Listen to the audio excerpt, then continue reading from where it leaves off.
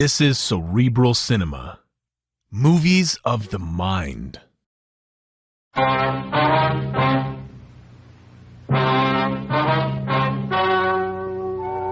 story you are about to hear is true. The names have been changed to protect the innocent. Fatima Cigarettes, best of all king-size cigarettes, brings you Dragnet on both radio and television.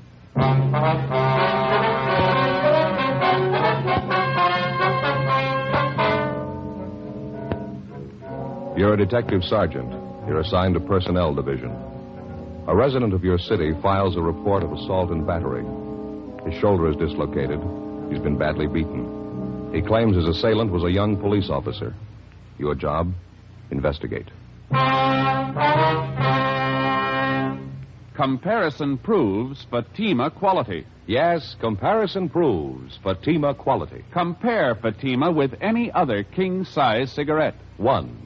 Fatima's length filters the smoke 85 millimeters for your protection. 2. Fatima's length cools the smoke for your protection. 3. Fatima's length gives you those extra puffs, 21% longer than standard cigarette size. And you get an extra mild and soothing smoke, plus the added protection of Fatima quality. Definitely the best quality in its class, but the same price as the cigarette you are now smoking. Prove Fatima quality yourself today. Buy Fatima in the bright, sunny yellow pack. Best of all, king-size cigarettes.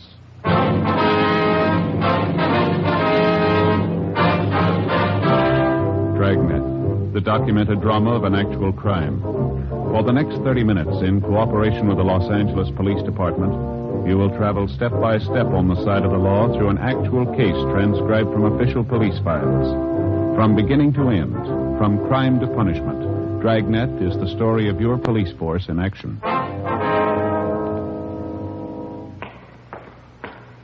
It was Tuesday, June 11th. It was mild in Los Angeles. We were working the day watch out of BIA.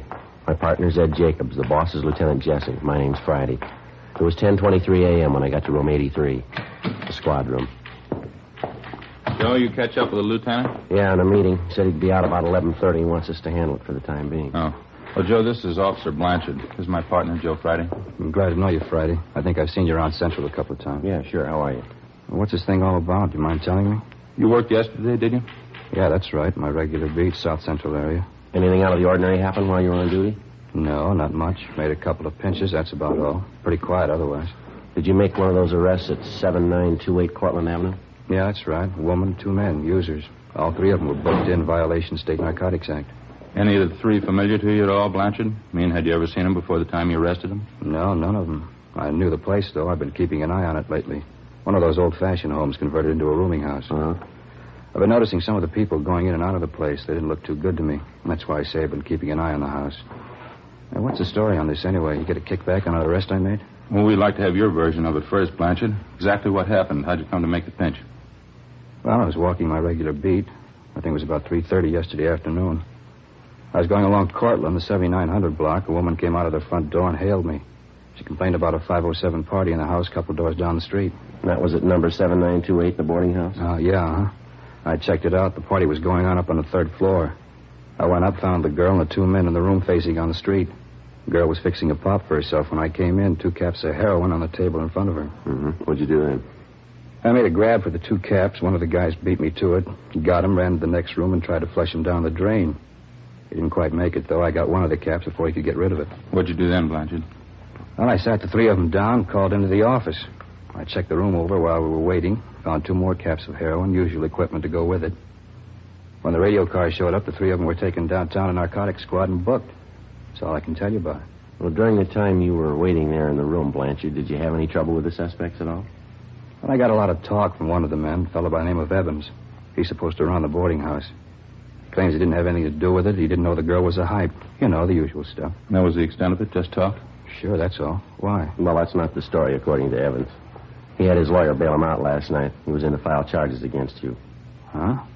What do you mean? Assault and battery. He claims that you worked him over for no reason at all. He says you beat him up and dislocated his shoulder.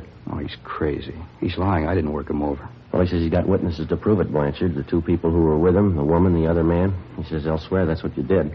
Yeah, but it's not true.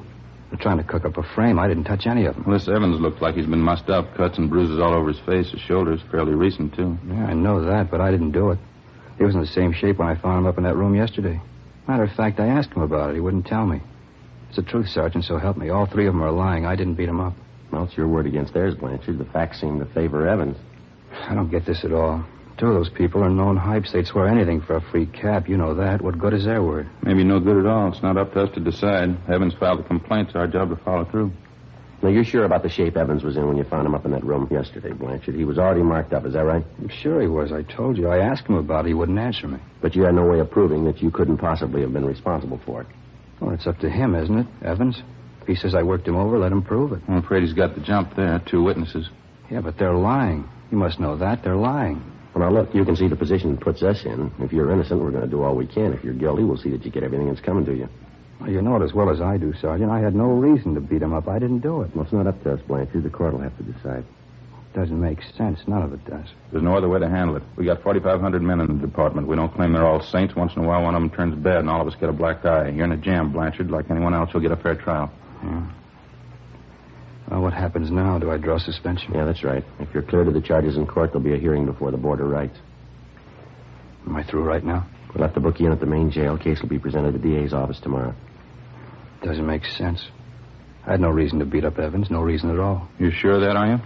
What do you mean? Of course I'm sure. Well, Evans claims you did have a reason, a good one. What? Well, he says you handed him a proposition. He wouldn't go for it, so you worked him over. What do you mean? What kind of a The proposition? bad kind. Huh? He says you wanted a payoff. Investigating charges against a police officer involves exactly the same procedure as cases where private citizens are concerned. Prove the suspect innocent or guilty. If Blanchard was innocent, it wasn't going to be an easy job proving it. If he hadn't beat up the complainant, George Evans, and dislocated his shoulder, it seemed the only way out would be to find the man who did. Either that or prove that the two witnesses Evans had come up with were lying. If Blanchard was guilty, if he actually had slugged and beaten Evans, we had to find sufficient evidence and we had to find a motive. 11:10 a.m. Ed and I took Officer Harry Blanchard over to the main jail where he was booked in and lodged in one of the cell blocks. Then we went upstairs to the women's jail where we interviewed one of the witnesses to the alleged beating, an Eleanor Rowland. She'd had previous arrests for vagrancy, grand theft auto, and petty theft, as well as an established reputation as a user of narcotics. She was 23 years old. Yeah, it was terrible. That cop really roughed him up, poor old Evans. Cop didn't have to treat him like that. How long have you known George Evans, Miss Rowland? You old friends? No, I wouldn't say that. I met him a couple weeks ago when I came down from north. San Francisco? Portland. I was visiting up there. I'm a Portland girl originally. Well, how about this other man you were with at the time Officer Blanchard picked you up, this Ray Sherman? He an old friend? Buster, yeah, I've known him a few years. Do you know Evans very well? Yeah, I guess you could say that. Ray's had a room at the boarding house a couple of years. I guess he's good friends with Evans. Say, can I ask you something? Yes, ma'am. You ever worked narcotics up in Portland? No, ma'am, never have. Face is familiar. Could have sworn I mentioned Portland. Do you want to run over that story again for us, Miss Rowland, about what happened yesterday? Not much to say, just the same as I told you. You usually stay at Evans' rooming house when you're in town, do you? No, it's only the second time I was there. How about George Evans? Was he there at the time? No, not first. Me and Buster had a pop, and then we sat around and talked. Mm-hmm. Evans came in a little later. Three of us talked. Told me and Buster not to bring any more junk in the house. He didn't want to get into trouble. Then, speak of the devil, a cop walked in. What happened then? Buster grabbed two caps off the table, tried to get rid of them. He only got rid of one, though. The cop got the other one. Well, how'd the argument start? You remember that? Between Evans and the officer, I mean. Well, I was a little high at the time. I don't remember it word for word. Evans said he didn't have anything to do with it, but the cop kept pressing him. He told Evans he'd forget about it if Evans would pay him off. Evans told him no, he wouldn't give him a cent, and then the cop started beating him up. You were in the same room with him all this time? Yeah, Buster and me. We saw it all, poor old Evans. He really got worked over. Cop didn't have to treat him like that. Say, are you sure you're not from Portland? Yes, ma'am, I'm sure. Now, about how many times would you say the officer hit Evans? Oh, I couldn't tell you that exactly. Dozens of times, I guess. Kept hitting him with his fists, pushed him all around the room. I was a little high at the time. I don't remember everything exactly. Sure could use a booster about now. Are you sure about everything you've told us, Miss Rowland? That's the truth? Yeah, that's right. Some of the details I didn't remember so well. He straightened it out for me, though. He told me just what happened. Who's that? George Evans. 11:50 a.m. Ed and I continued questioning Eleanor Rowland. The more we talked to her, the more we were convinced that at the time of the alleged beating, she was under a heavy dose of narcotics, and that for the most part, she'd picked up her version of the story from the alleged victim, George Evans. We went down to the second floor of the main jail to one of the interview rooms where we talked to the second witness, Ray Sherman, alias Tom Raymond, alias Buster Raymond. He also had a long record as a user of narcotics. He gave the same general version of the incident as the Rowland girl did, but despite the girl's story, he claimed he was not under the influence of narcotics at the time Officer Blanchard entered the room and made the arrest. Besides that, there were other discrepancies. 1:05 p.m., we had some lunch at the Federal Cafe, and then we drove out to interview the complainant in the case, George Evans. After checking at his rooming house, we finally located him in a neighborhood bowling alley. He was sitting at a bar adjoining the actual playing area, drinking a bottle of beer. Parts of his face and neck were bandaged, and his left shoulder was in a cast. He appeared friendly and cooperative. I kept telling the cop I didn't have any money, told him I wouldn't give him a payoff even if I did. So he started working you over, that right, Evans? Yes, that's right. I don't have anything against cops normally, but this guy, that's something else. How do you ever get on the force anyway? Had you ever had any contact with Officer Blanchard before yesterday, Evans? Yes, I did, twice before. He came to the house, accused me of running a hideout for thieves, junkies.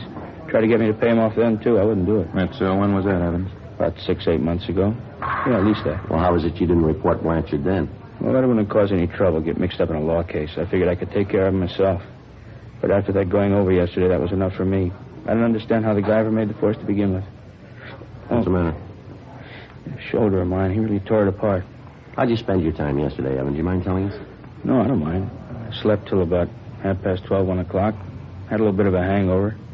Then I got up and made some breakfast and read the paper. That's about size. You mean you were in your room all day up to the time you went down the hall to Ray Sherman's room? That's right. Ray was there with this girlfriend of his, Eleanor. I didn't know she was a hype. That's the truth. Ray should have known better having her there. I don't like the kind of stuff going on around my place. Now, we've checked you through the record bureau, Evans. There's been 3 or 4 similar cases at your places the last few years, hasn't there? A couple, yeah. It's a real problem. I don't know how you keep them out. Whole neighborhood around here, you know. Pretty hard to stop it, I guess. We understand you were in the room there while the girl helped herself to a fix, is that right? No, I wasn't in the room when she took the fix. I got there a couple minutes after.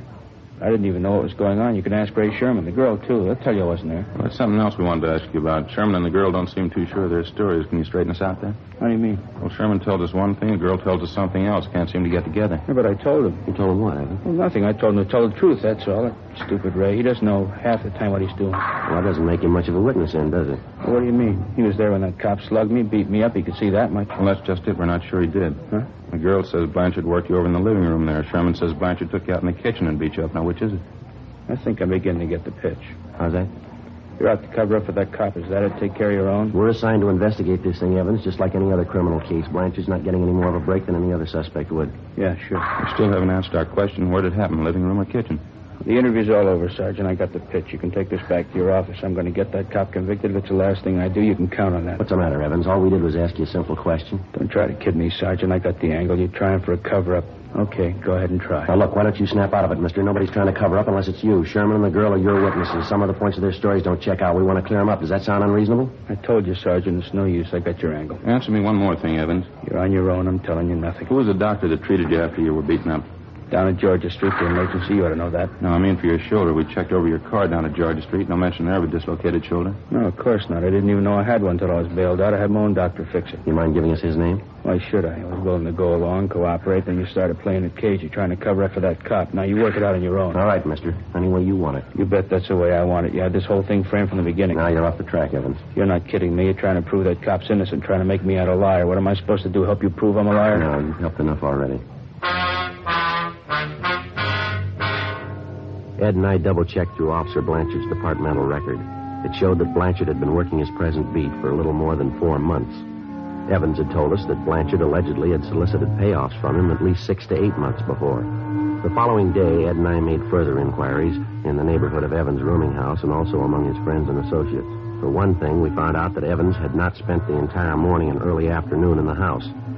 He'd been seen leaving his place by several neighbors at about 10 a.m. Through one of his contacts, we got the address of an ex-wife, since remarried, a Marie Evans Zarconi. We located her in a small apartment in the East Wilshire district, a small brunette woman about 35. Now, you tell us she used to be married to Evans. Yeah, that's right. Well, what kind of business was Evans in when you were married to him, ma'am? Well, he had that rooming house over on Cortland Yes, Avenue. ma'am, we know about that. Was there anything else? What's the matter, anyway? Just a routine investigation. We'd like to have as much background on him as you can remember. Are you on fairly good terms with Evans now? No, I haven't seen him since we split up. About a year and a half ago, I think. That's why I couldn't stand him. What was the trouble, ma'am? You mind telling us? He just isn't much good, that's all. You find a lot of names that fit him. He was in everything. Well, how do you mean? That's why I got away from him. Every cheap, lousy racket you can think of, he was in it. Peddling dope, blackmail, making books, some of the two-bit rackets. He's been in all of them, one after the other. I had to get away. The rooming house on Cortland Avenue, that's where he's been operating all this time? As long as I've known him, yeah. About 3 years, I'd say. Mm-hmm. Is narcotics just a sideline with him, or does he go in for it pretty heavy? He was in it pretty heavy when I left him. I don't know what he's been doing since. I don't care. Just soon forget all about it. Yes, ma'am, I can understand. What's the matter now, anyway? Got a case against him? Well, not exactly. Evans has filed against a police officer, assault and battery, soliciting a bribe. We're investigating the charges. Sounds like him. Some cop really rough him up? Well, we don't know, ma'am. That's what we're trying to find out. Oh. Well, I'd like to help you out.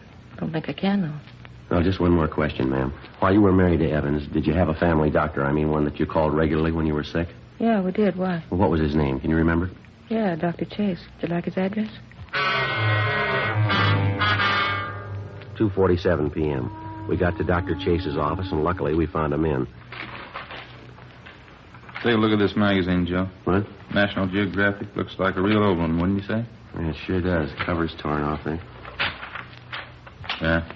What do you know about that? It's older than I thought. Look at this here. Well, what do you got? These pictures, eh? Look. 4 pages of them. Pretty grand affair, huh? Yeah. Teddy Roosevelt breaks ground for Panama Canal. How about that? Yeah. Sorry to keep you waiting, gentlemen. That's perfectly all right, Doctor. Let's see now. You want to know about... Mr. Evans, Doctor. George Evans. Oh, yes, Evans. What was it exactly, Sergeant? What did you have in mind? Well, the first thing we'd like to know is if you've treated Evans recently, the last week or so. Yes, as a matter of fact, I have. He was in here, well, let me see now. Let's see, yes, I thought so. He was in here 3 days ago. I had some bad cuts and bruises. Mm-hmm.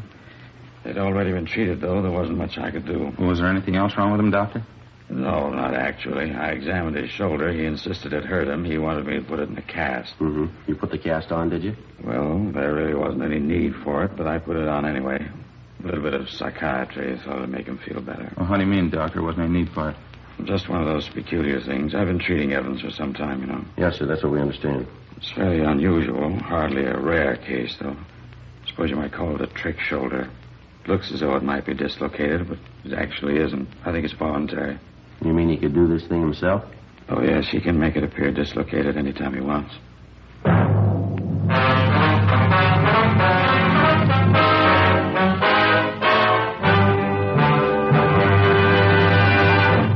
You are listening to Dragnet.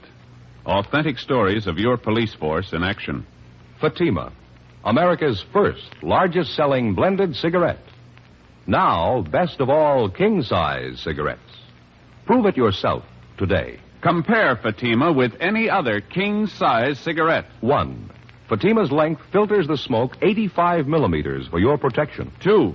Fatima's length cools the smoke for your protection. 3. Fatima's length gives you those extra puffs, 21% longer than standard cigarette size. And you get an extra mild and soothing smoke, plus the added protection of Fatima quality. Friends, in Fatima, the difference is quality. Fatima contains the finest domestic and Turkish tobaccos superbly blended. And Fatima is extra mild, with a much different, much better flavor and aroma. Because of its quality, its extra mildness, its better flavor and aroma, more smokers now insist on Fatima than ever before. Switch to Fatima today. Remember, each king-size Fatima filters and cools the smoke, gives you those extra puffs, and you get an extra mild and soothing smoke, plus the added protection of Fatima quality. Buy Fatima. Best of all, king-size cigarettes.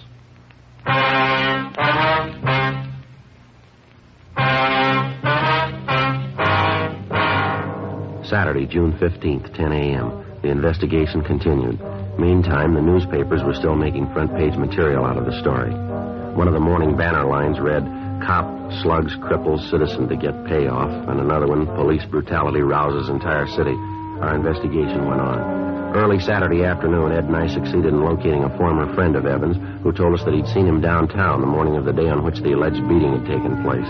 The same time Evans had told us he was in bed nursing a hangover. The former friend, a Fred Werner, said Evans was in the company of 2 known gamblers, Carl Sweetser and Stanley Parrish. He told us that he'd spotted the 3 of them together at about 11:45 a.m. We questioned Sweetser and Parrish, but they refused to tell us anything. They admitted that they were acquainted with Evans, but they knew nothing about the beating he'd received. We continued making the rounds. 5:30 p.m. We dropped to the main jail and questioned Evans' two witnesses again, Ray Sherman and Eleanor Rowland. We got the same stories as before. 6:18 p.m., we got back to the city hall. Long stretch, huh? Sure be glad to get home. Yeah, not a bad day, though. We had fair luck, didn't we? I suppose so. It could always be better. Sure like to get the straight story one way or the other. You want to check the book, Ed, see if we got anything? Yeah, okay. No, not much, Joe. Call from a Tom Donnelly, you know him? Donnelly? No, that doesn't sound too familiar to me. I got it. Personnel Jacobs. How's that? No, afraid he's gone for the night. Yeah, huh? No, I'm sorry. I wouldn't know. All right, thank you. There's another message here for us, Joe, in the book. Yeah? From Blanchard's wife again. I'm getting to feel pretty silly about it, telling her the same thing night after night. Why don't you call her tonight? Well, you've been doing all right. Why give up now? Personnel, Friday. Yeah. What was that? Mm-hmm. Your name? Yeah, okay. Uh-huh. 10 o'clock tonight? All right, that's fine. That's so. Sure. Yeah, we'll meet you. Okay. 10 o'clock. Yeah, fine. Bye. Sounds pretty good. Who was it? Guy by the name of Martin Kimbrough says he knows George Evans. He wants to talk to us tonight. What's the pitch? I don't know. Might be straight, might not. What'd he say? About Evans being worked over. He claims he knows all about it. Yeah? He says Blanchard couldn't possibly have done it. 7:05 p.m. We went over to Frank Tang's place, had some dinner, and then we drove out to interview the man who'd identified himself on the phone as Martin Kimbrough. We located him at the designated meeting place, a small bar just off Beverly Boulevard and Normandy Avenue. Kimbrough was a small man, slight build, middle-aged. He seemed less sure of himself than he did on the phone. He said that he knew George Evans fairly well and that up until 6 months before he'd been on good terms with him. He didn't go into details, but he gave us the general idea that Evans had cheated him on some business deal the two of them had been engaged in. We asked Kimbrough about the beating Evans had taken. He said it was common knowledge among the people he traveled with that gamblers Carl Sweetser and Stanley Parrish were responsible for beating up Evans. He'd welched on a gambling debt, and the two of them had been after him for months to pay off. He also said he knew a close friend of the two gamblers who told him that in private, Carl Sweetser openly boasted of beating up Evans. According to Kimbrough, the beating had taken place about 1 p.m. the Monday before, the same day Officer Blanchard allegedly had given him the beating. We located Sweetser in the coffee shop of a small hotel on South Rampart Street. I'm afraid I don't know what you're talking about, Sergeant. I don't know any George Evans. I've never heard of him. We understand you do, Sweetser. Heard you used to play cards with him. Got it from a couple of people. That's all. I guess they made a mistake. I don't remember the name at all. Maybe he's going under a different one, huh? Well, how about his description? You ought to remember that.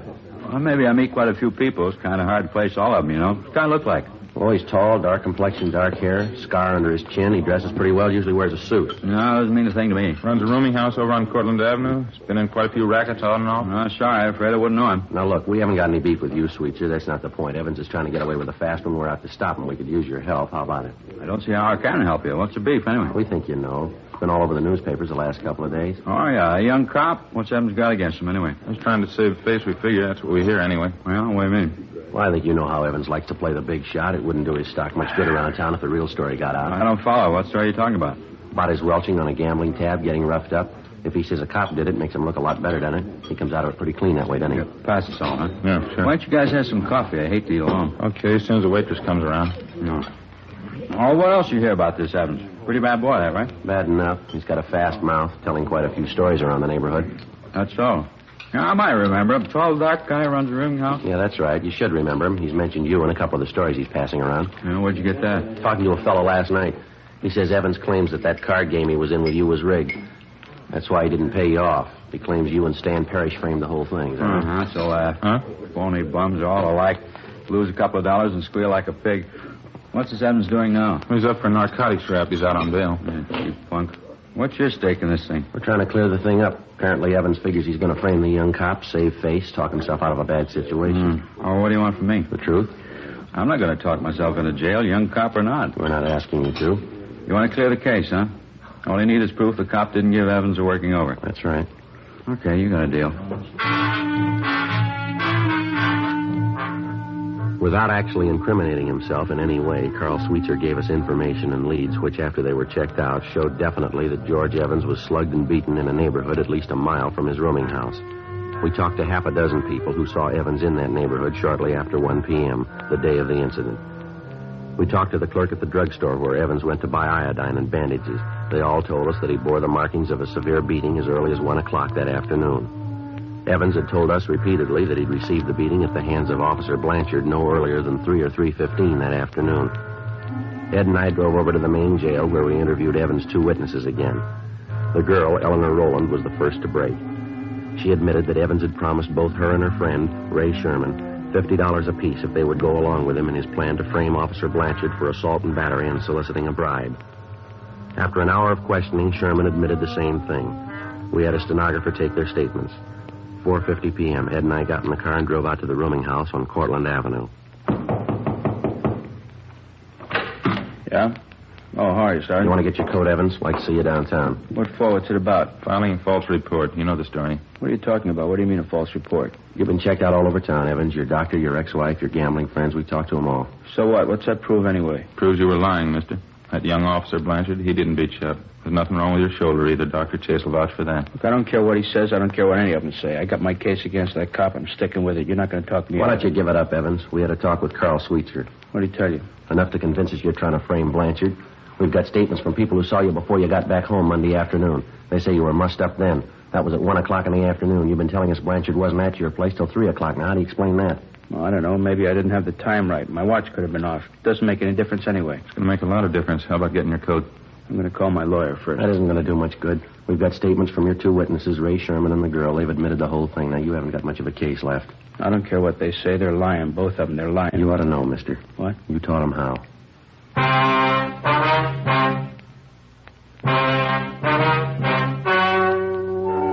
The story you have just heard was true.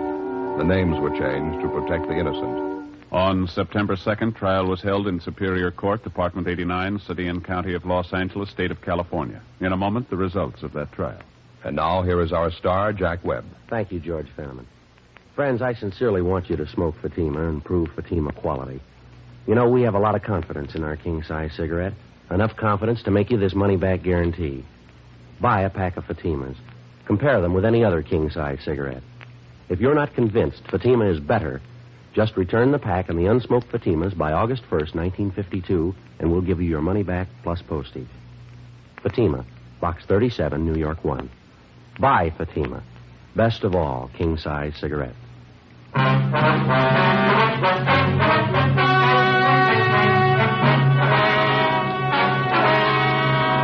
A complaint was received on George Evans from the city attorney's office for violation of Section 5243 Municipal Code, filing a false report to the police department, a misdemeanor. He received a sentence of 30 days in the county jail. Ray Sherman was tried and found guilty of Section 11500 Health and Safety Code, possession of narcotics. He was sentenced to 1 year in the county jail and 3 years probation. Eleanor Rowland was filed on as a bag addict, Section 11721 Health and Safety Code. She was sentenced to 60 days in the county jail. Officer Harry Blanchard was cleared of the charges pending against him and was reinstated with back pay.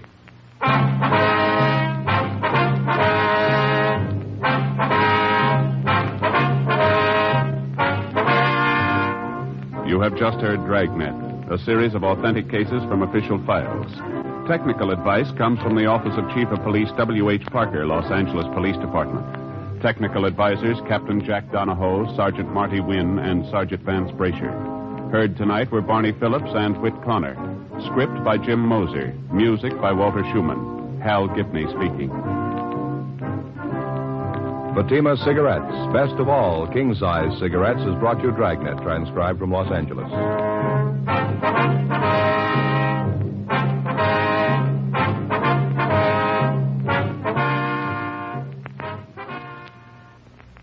Now it's Counter Spy on NBC.